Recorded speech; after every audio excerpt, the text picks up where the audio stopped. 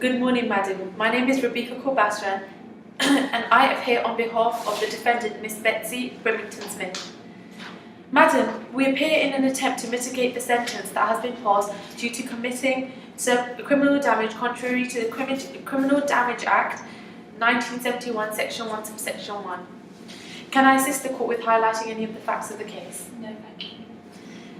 Madam, the defence would like to highlight a number of circumstances the court should take into account whilst deliberating Miss Brimington-Smith's sentence. I will firstly address immediate circumstances surrounding the incident.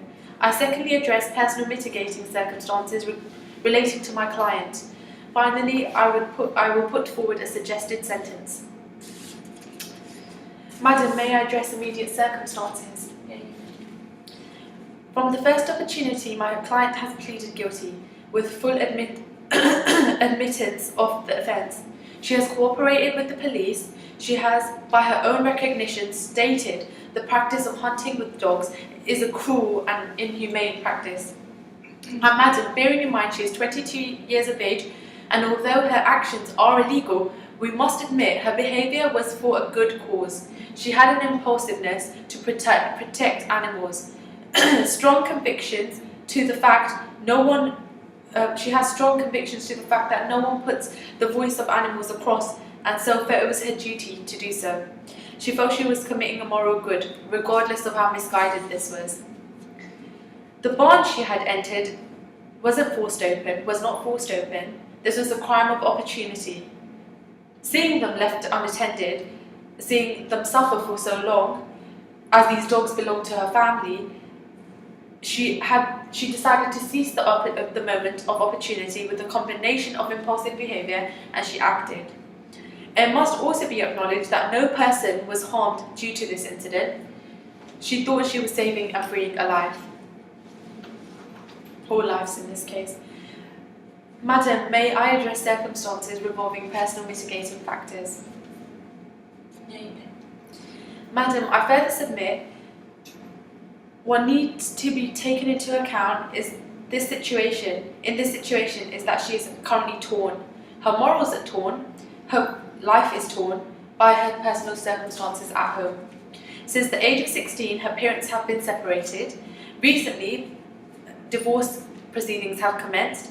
Family tension is continuously rising, leading for her to seek medical help. She has even recently been clinically diagnosed with depression. She volunteers at a shelter.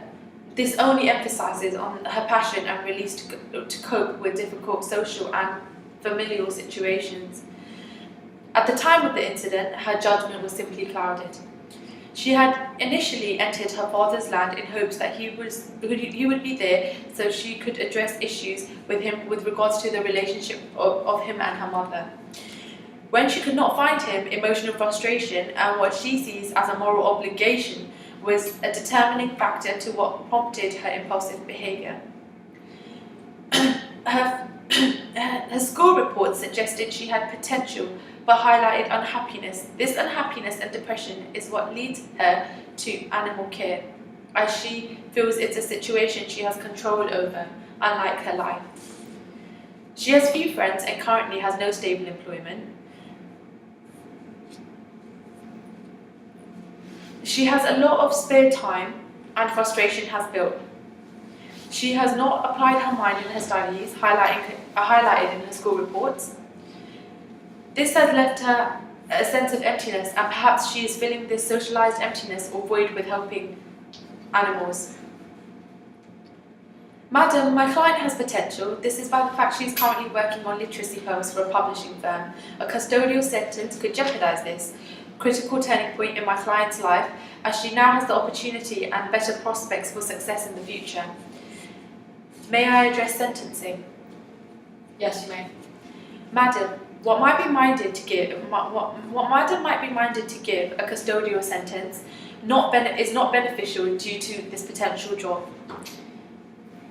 Giving a more educational punishment in this case, perhaps a medium-level community service order, would be more beneficial. She could join an organisation to help look after animals and welfare, animal welfare or people welfare. She's working in kennels to show how important kennels are for. She could work in kennels to show how important kennels are for dogs to be housed instead of being left in the wild. This proves other dangers. She must acknowledge that she must not be so careless as to free them, as it is dangerous for them and others. At the time of the incident, her judgment was clouded, and now she can channel her energy through productive means as she has the opportunity to do so. Also, considering a fine, if you could consider a fine to rectify the damage she has caused. It is important in the defence to submit she does need to learn a lesson that cannot be taught by custodial sentences. She has 2 previous convictions, and by no means does the defence wish to elude the court. However, these 2 convictions are quite similar in the sense that she believes she committed moral goods for the better welfare and life of the animals. Madam, finally, it is suggested by the defence that a young girl, the age of 22 years old, unemployed but with potential, with lots of energy, just looking to be applied, should not be wasted. Although we are grateful for the court to have shown leniency to Miss Betty Brimington Smith's behaviour before, we urge the court to show it once more for her to be encouraged to further her career prospects. Thank you, madam. May I be of any further assistance? No.